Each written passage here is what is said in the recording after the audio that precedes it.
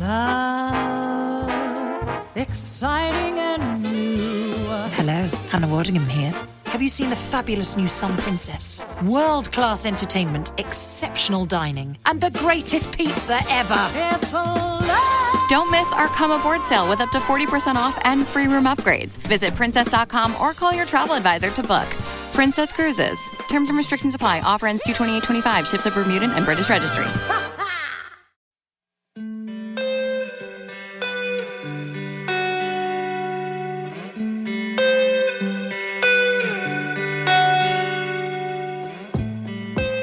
This is Fortune's Wheel, a podcast history of the late Middle Ages, and I'm Jonathan.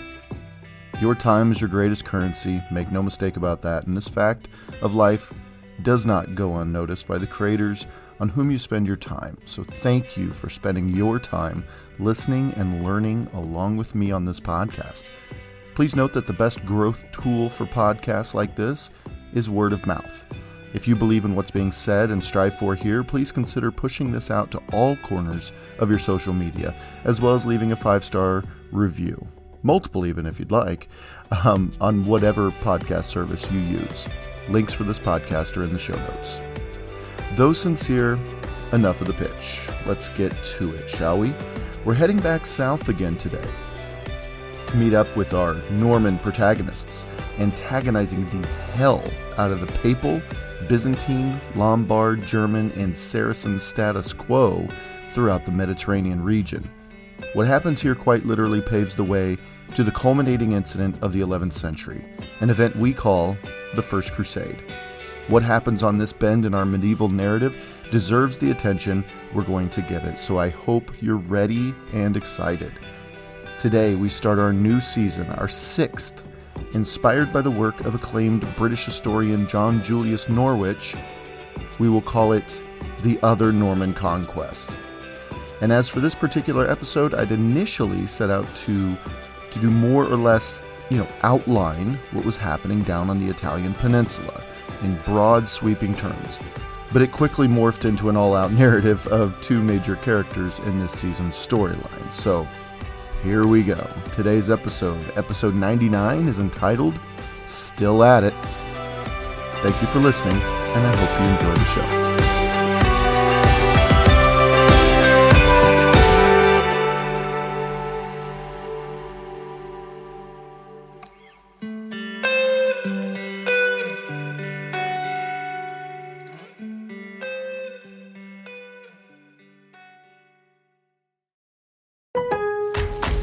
Lowe's knows that free is just better. That's why MyLowe's Rewards is free to join. As a member, you earn points towards MyLowe's money on eligible purchases, get exclusive free gifts, and earn free shipping at Silver Key status, all on top of weekly member-only deals. Don't wait. Join MyLowe's Rewards for free today and start saving more.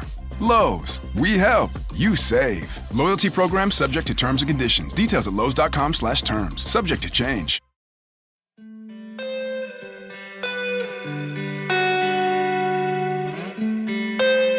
It's been a while since we last checked in with those pesky pony boys down south, so join me as we take a moment to remind ourselves of their story in this part of the world.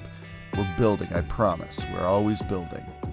We've followed William the Conqueror to England and Roger de Tosny to Spain already, sure, but we've also watched hundreds and hundreds of Normans leave the duchy to make a name and fortune in Greek and Lombard-controlled Italy. It began with some Norman pilgrims, sometime between 1000 and 1016, if you remember, on their way back from Jerusalem, who were propositioned to help overthrow local Byzantine rule. After word of the wealth earned for the pilgrims' mercenary work followed them back home, other Normans slowly trickled down into southern Italy, looking for similar deals. They saw the lower boot of Italy as a boiling pot ready to burst, and they saw many employers looking for, what employers look for: employees. Upon leaving France, Normans were loyal to no one but their future selves, so they signed on to the highest bidder, oftentimes bouncing back and forth between Greek money to Italian bosses, to papal bosses, to Lombard bosses, and back again. On a Monday, they would be fighting for the Greeks, and by Wednesday they could easily be fighting against their friends and kinsmen they had just fought beside. There are even records of Normans fighting on both sides of the battle on purpose, because whoever won the battle would earn more. And if you earned more than enough money to pay the ransom for their fellow countrymen who were captured in battle, that was all more the bonus. The Normans were running a straight-up racket, man, and they were quite successful at it. In the early to mid-1030s, a certain Hauteville boy traveled south looking for fame and wealth. His name was William, and he was originally from the Cotentin Peninsula in Normandy. He was third in line to his father's fortunes and land and titles, so he could clearly see the writing on the wall, explicitly saying that the odds were not in his favor for having any sort of influence and wealth, should he stay in the duchy. Not due to the culture, the custom of primogeniture that existed in Normandy.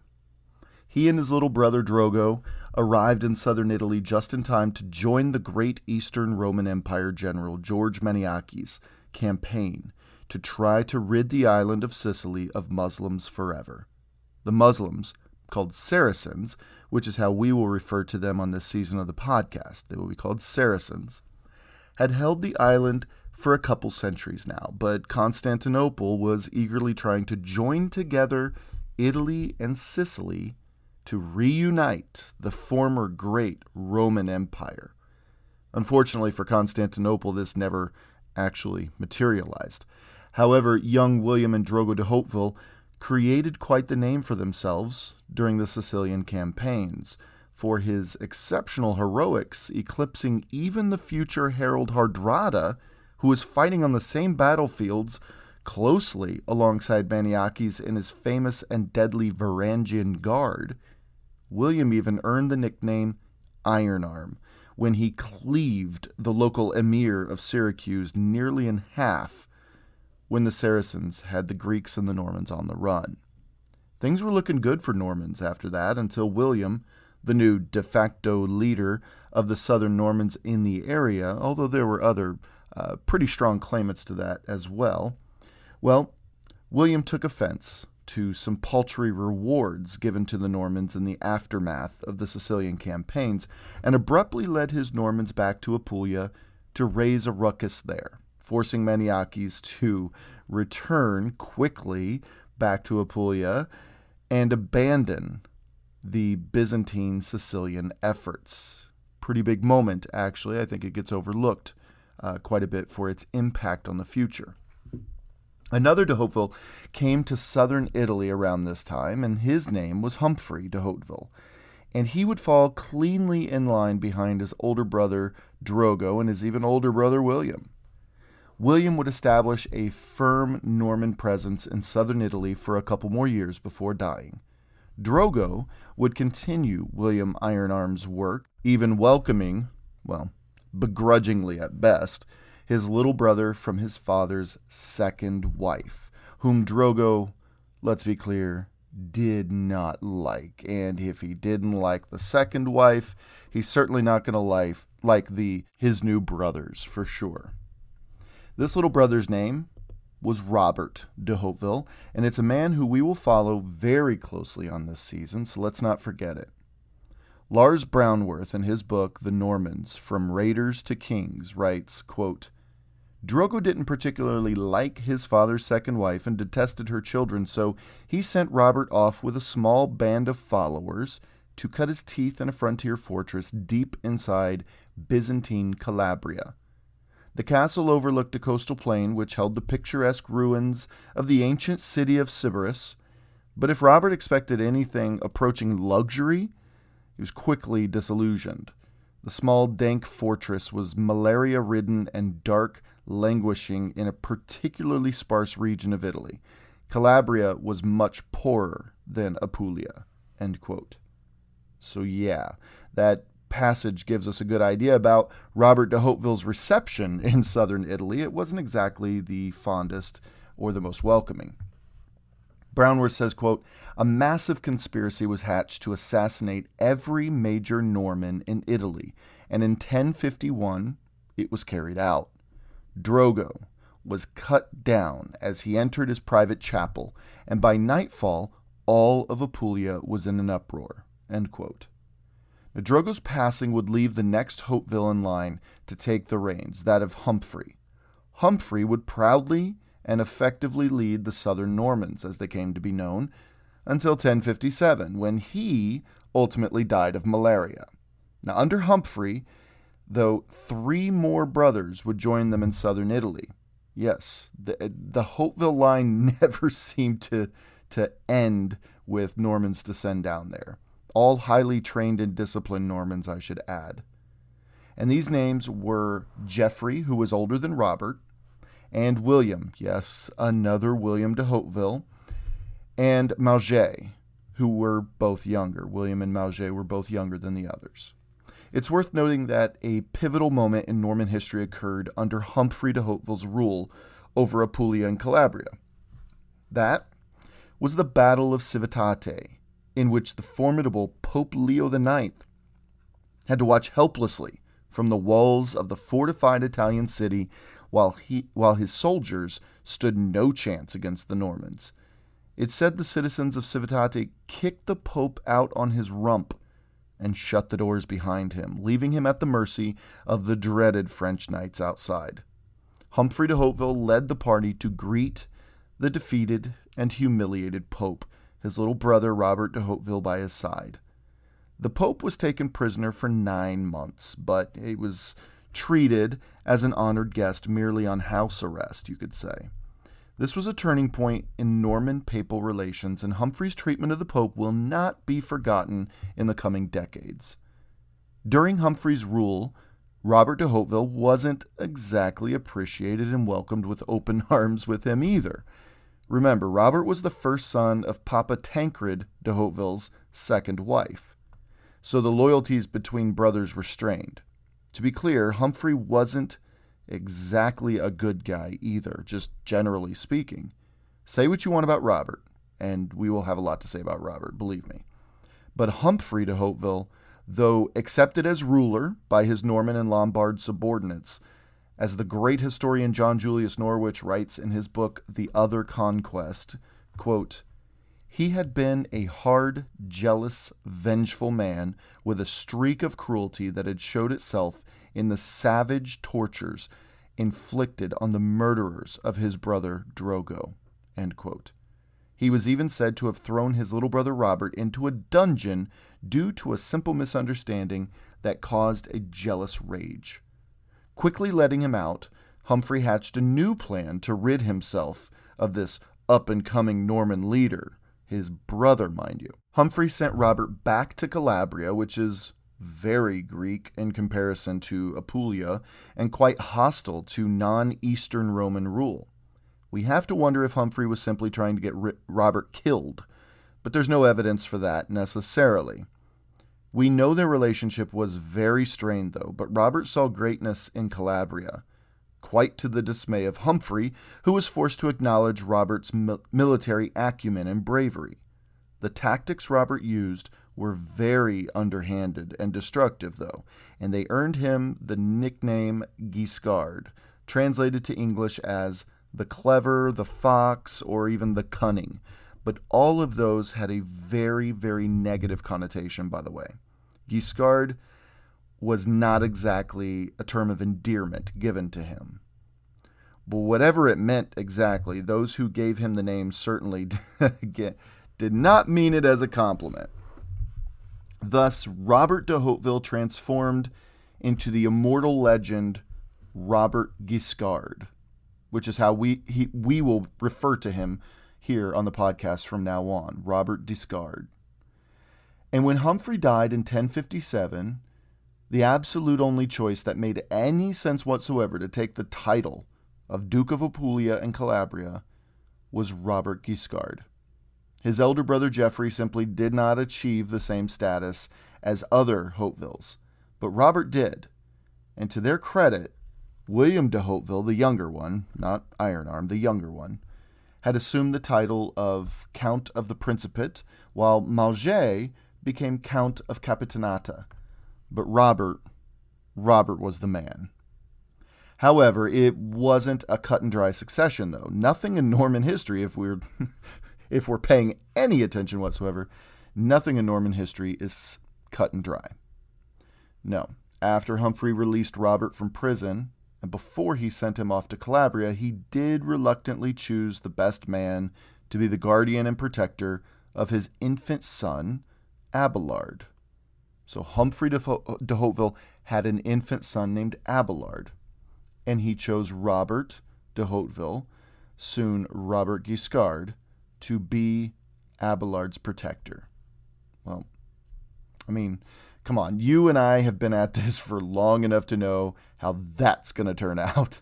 Robert Guiscard immediately assumes control of all of Humphrey's / Abelard's titles, lands, estates, whatever, as if they were lawfully willed to him, and he becomes the ruler of Apulia and Calabria. There were some revolts by various Normans across Apulia, but in the end, Brownworth says, quote, he forced even the loyal nobles to re-swear allegiance to him, then returned to the toe of Italy to complete the conquest of Calabria, end quote. So basically, he's getting everybody, hey, I'm the guy, deal with it. It's time to double down and show me your allegiance. And Norman control over southern Italy would remain under Robert's control for a very long time to come.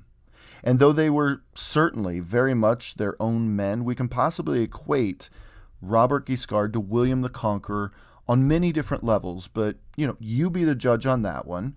They were both incredibly formidable and undefeatable, to be quite honest, for much of their adult lives. And those two things are pretty safe facts. So it'd be interesting to see what you guys think about the Robert Guiscard and William the Conqueror and why we remember one more than the other, although the lasting impacts of one do edge out the other. I'll let you figure out who that is. So what else happened in 1057?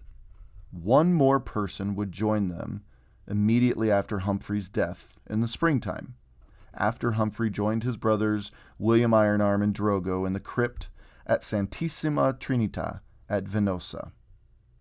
Chronicler Malaterra, that's his name, Malaterra, translated to Badland. Just go with it, I guess. Malaterra would write of this young man, quote, the youngest of the brothers, whom youth and filial devotion had heretofore kept at home, now followed his brothers to Apulia, and the Guiscard rejoiced greatly at his coming and received him with honor, which was his due. For he was a youth of great beauty, tall of stature, and of elegant proportion. He remained ever friendly and cheerful. He was gifted also with great strength of body and courage in battle. And by these qualities he would soon win the favor of all. End quote. Now Malaterra here was referring to Roger de Hauteville, barely 25 years old, and the baby of the gigantic Hauteville brood. He would be the last of Tancred de Hauteville's sons to come south, though he would hardly be the last Norman to come south. There would be even more from that particular family, nephews specifically, who would make their ways down, but that's all for a future episode. Oria, Nardo, Lecce, Minervino, Otranto, Gallipoli. Now, some of you might recognize a few of those city names if you're into World War II history, which shows you just how mind-bogglingly old some of these places are.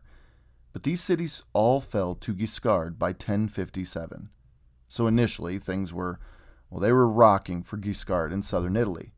I mean, it wasn't easy, but all things considered, Guiscard was able to cap off the springtime with a successful campaign to quell his minor but longtime adversary of Gisulf of Salerno, managing to actually steal away the town of Cosenza and several villages surrounding it. In just 11 years, Robert Guiscard had become the single most powerful and influential landowner in southern Italy upon the death of Humphrey de Hauteville. There was one who competed with him, though not necessarily an active adversary, Richard of Aversa. Norwich tells us that Normans in Melfi and Aversa made efforts to separate themselves from those under the control of Guiscard, which I find interesting. By August, communication had spread to all towns and villages, and Guiscard had commanded all loyalties. Now, by the end of that month, Robert had moved toward Salerno once again with his brother William de Hauteville, again the younger one, not the dead one. They quite literally peeled away, mile by mile, circling the city of Salerno until all that was left was Salerno. The young and impetuous Richard of Salerno knew he'd talked trash to the wrong guy. Meanwhile, Richard of Aversa was trying to hang with Guiscard by attacking his longtime enemy, Pandulf of Capua. Good news came to Richard when Pandulf died the summer of 1057, cutting the city of Capua off from any means of sustenance and trade. John Julius Norwich writes, quote, "They defended themselves valiantly," end quote. But then Norwich quotes the chronicler Amatus here. Amatus writes, quote, "The women carried the stones to the men and brought comfort to their husbands, and the fathers taught their daughters the arts of war. And so they fought side by side and comforted each other together." End quote. Soon Richard of Aversa, the Norman count, became Prince of Capua. Norwich drops the sobering fact that over 200 years of hereditary Lombard rule came crashing down in that moment. All due to Normans, right? I certainly don't mean to muddy the waters of history by going into so much depth, but the complexity is so rich, it only goes to show that Normans, well, they just be Normans, whether in the north of Europe or the south of Italy. Richard of Aversa, Robert Guiscard, William the Conqueror, they're all cut from the same Viking cloth. It's just the reach in which they succeeded in impacting. William, we know, did some catastrophically horrible things to achieve his ends, and I'm talking William the Conqueror. Now, Robert de Hauteville literally earned a nickname for his underhandedness and cruelty, that of Guiscard. But Richard of Aversa was up there too. For instance, when Capua was under wraps, Richard betrothed his own daughter to the son of Duke Atenulf of Gaeta. But within a year, the boy had died. Norwich tells us, quote, "The occasion should have been one for condolences from the intended father-in-law. Instead, the new Prince of Capua addressed to Duke Atenulf a demand for the morgengab, by which, according to Lombard law, the morgengab, 1/4 of the husband's fortune became the property of the wife after marriage. In this, Richard had not one shred of justification. As its name clearly implied, the morgengab was payable only on the day following the nuptials, as a mark of their successful and satisfactory consummation. Atenulf naturally refused.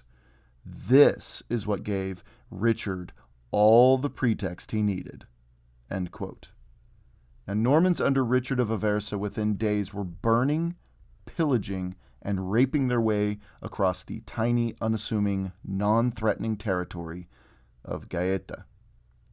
And Norwich here explains something that I may hold as a main point of this particular episode. He writes, quote, "Here was a typical example of Norman methods at their worst, the trumping up of some legalistic excuse, however shaky, a half-hearted attempt to pin the blame on the intended victim, and then the attack itself, whenever possible, with a vastly superior force, pursued without regard for decency or humanity."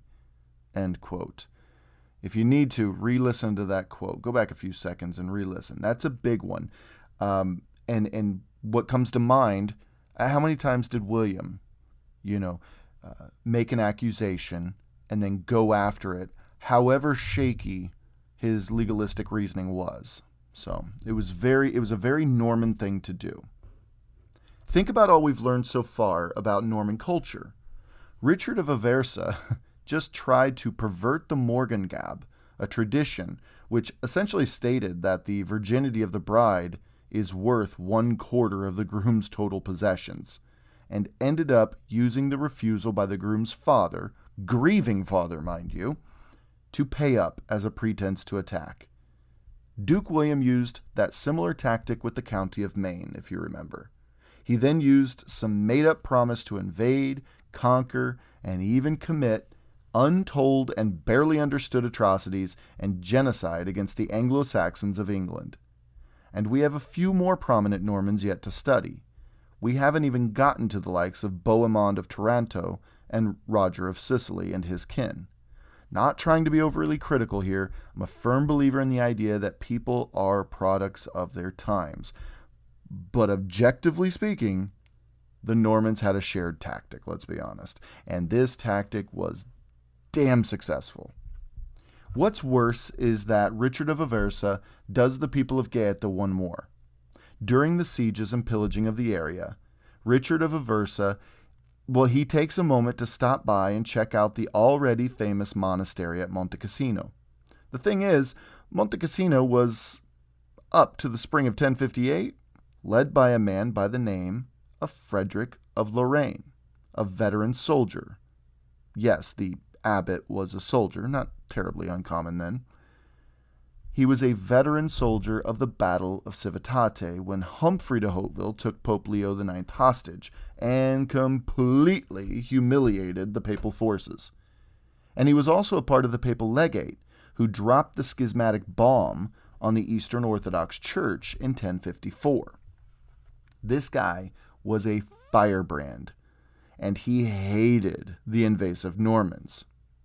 Well, Pope Stephen IX, the man who installed him there and supported him wholeheartedly, had just died in March.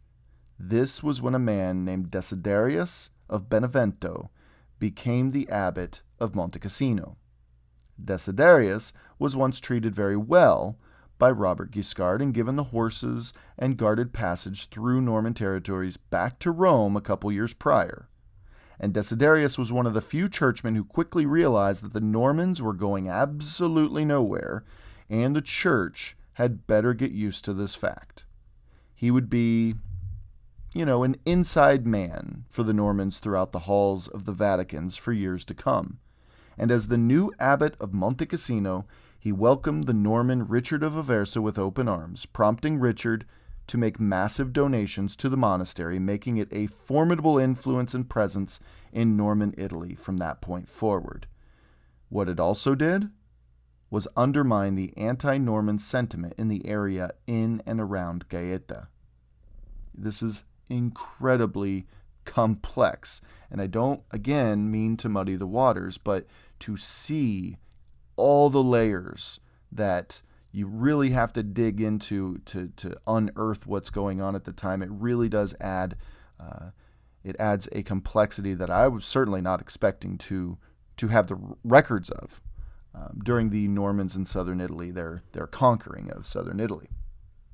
So switching gears, we find Robert Guiscard welcoming his younger brother, again, the baby of the brood, as we've said, Roger de Hauteville, to southern Italy. Norwich says, quote, "To the population of South Italy, the progeny of old Tancred de Hauteville must have seemed interminable.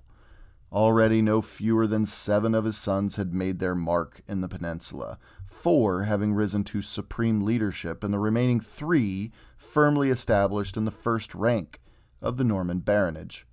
Roger was the 8th." End quote. In the autumn of 1057, we see Roger, now 26 years old, in Calabria with his older brother, the already great Robert Guiscard. Quote, "Roger proved an apt pupil," end quote, Norwich writes. Now quickly, Guiscard was called back to Apulia to put down another, as we know these happened all the time, put down another Lombard uprising, and Roger was clearly the best option to leave in charge of the Calabrian forces. But just as quickly as Guiscard left, Roger was called to Melfi to help Robert out. Melfi was actually reclaimed by Lombard leadership, and with the fall of Melfi, that might have very well resulted in cracks in the de Hauteville reign in Apulia. Norwich says, quote, "Roger's arrival proved decisive, and the revolt was quashed," End quote. By all accounts, Roger's arrival was very well received. I mean, Robert's little bro came out. Unlike Robert's older brothers, largely they shared a mother, which was a major obstacle in how they got along. Now, Robert and Roger were thick as thieves at first. They shared the same mom. But the moment Roger showed up at Melfi, and all but saved the day, this was cause to trigger a very Hopeville emotion: jealousy. Robert Guiscard, a man who needed no introduction when he arrived anywhere in southern Italy, instantly blew up in a rage when Roger questioned his gifts after Melfi was quelled. Guiscard was surprisingly well known and beloved by his subordinates for the generosity of his gifts. But the moment Roger called him into question, Guiscard lost his stuffing. In the first couple months of 1058, we're told that Roger left his brother's service. And not like, okay, man, whatever, and walked away. Roger stormed out in a rage. That apple didn't fall too far from the tree, saying a lot of Tancred and the house he raised back in Normandy. Here's the thing, though. Where was Roger to go? Guiscard ruled the land. Well, once again, Norman rule wasn't as simple as the books make it seem. Roger found refuge in his brother William de Hauteville, Count of the Principate, who had received and now owned Salerno itself. In fact, Brother William offered him, according to Roger's biographer Malaterra, half of his everything, quote unquote, accepting only his wife and children. That's a pretty good deal. Before he knew it, he was waking up to the smooth waves of the Tyrrhenian Sea and a castle at Scalea. And he would use this vantage point to lead raids and ambushes in the area around. And he was so successful that his brother Robert Guiscard was told. Roger's treasury began to swell, and this forced Guiscard to take him very seriously. Norwich writes the following, quote, "But the young man was destined for greater things than a life of brigandage, and looking back at him down the perspectives of history, we can see that the decisive turning point of his life in Italy came in 1058, when Calabria was overtaken by a terrible famine." End quote. That's right.